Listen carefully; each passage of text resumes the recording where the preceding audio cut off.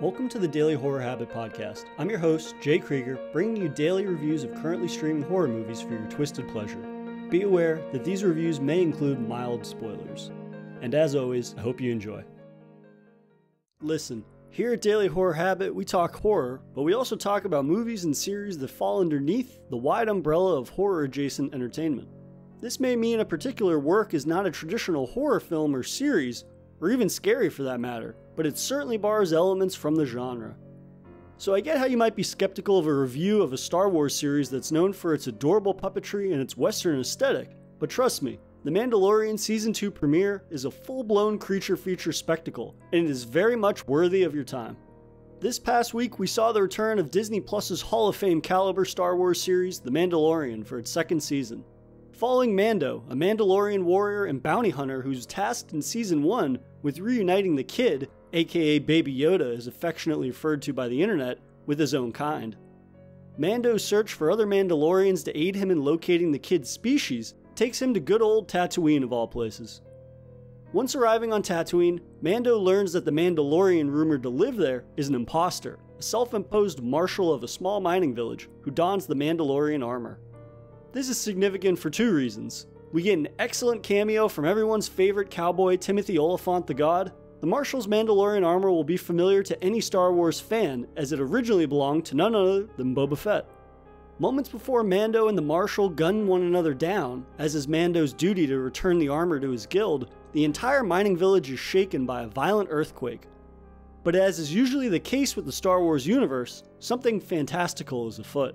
And here's where the almost hour-long episode explodes into a full-blown Star Wars creature feature in the same vein as Ron Underwood's 1990 sci-fi horror cult classic, Tremors. The Marshal informs Mando that a crate dragon, a monster resembling a prehistoric sandworm, ravages the mining village, eating their bantas and raining destruction down upon the miners' way of life. The duo strike a deal that the Marshal will relinquish his armor if Mando agrees to help him kill the Kryat. It's a fairly simplistic premise, though it's the effects team's attention to detail in giving the Kryat the horrifying presentation it deserves that fully makes this a brash dose of creature feature fun. The Kryat is simply magnificent in all its terrifying kaiju-esque glory. You feel it before you see it, the ground shaking, and then you see its bony spine-like fins breach the sand, often making a beeline for whichever livestock, or man, is standing around. This is our initial look at the beast, though it's never fully revealed until the episode's later half. A nuanced approach to a creature feature, not unlike the best of horror films. We then leave the immediate attack of the Kryat momentarily as the episode shifts focus from the immediate threat to the immediate need of additional allies. Mando might be a famed Mandalorian warrior, and the Marshal's pretty good with a blaster, but they're outgunned and outnumbered, with the Kryat being the equivalent of 1,000 or even 10,000 men. The premiere episode has a smart approach to reinterpreting one of Star Wars' most misunderstood groups, the Sand People.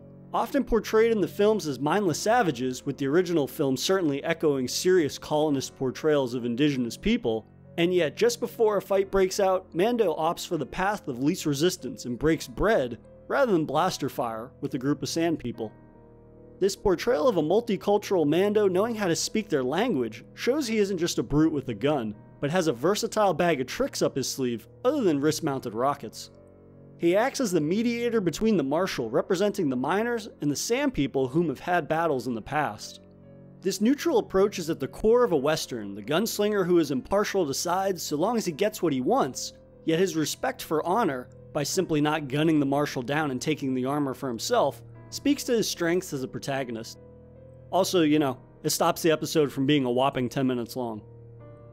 But back to the beast. Once the alliance has been made, the Sand People and miners put aside their differences temporarily to slay the dragon for the benefit of both parties.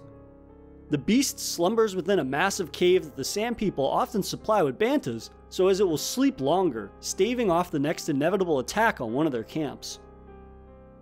Much like in luring out a dragon in a fairy tale, a sand person leads a banta to the mouth of the cave, nailing a post into the ground so as the bait won't bolt. But naturally, as the sand person flees, the towering monolithic dragon springs from beneath the earth, showing off a hellish mouth of chompers, swallowing them whole. But as with any quality monster, this beast is not just a one-trick pony. As the initial assault begins, the creature reveals it can spew waves of disintegrating acid that melts miners and sand people in their tracks. It's worth mentioning that, as per usual, no expense is spared on the CGI for the Mandalorian, and what is some of the coolest creature effects I've seen on the small screen, honestly giving big screen monsters a run for their money. The creature's abilities don't stop there. Its underground tunneling allows it to scale mountaintops undetected, only to circle behind its prey or sprout from the summit of a mountain and rain hellfire acid down onto those it considers its next meal. I find the Tremors comparison an apt one due to the ebb and flow of characters evolving with the ways in which the monster adapts to their attacks. The simple solution never being the easiest, and all parties involved must get creative in their solutions for defeating one another. Listen, I was going to be all in on the second season of The Mandalorian, regardless of it having a creature feature focus for its premiere episode.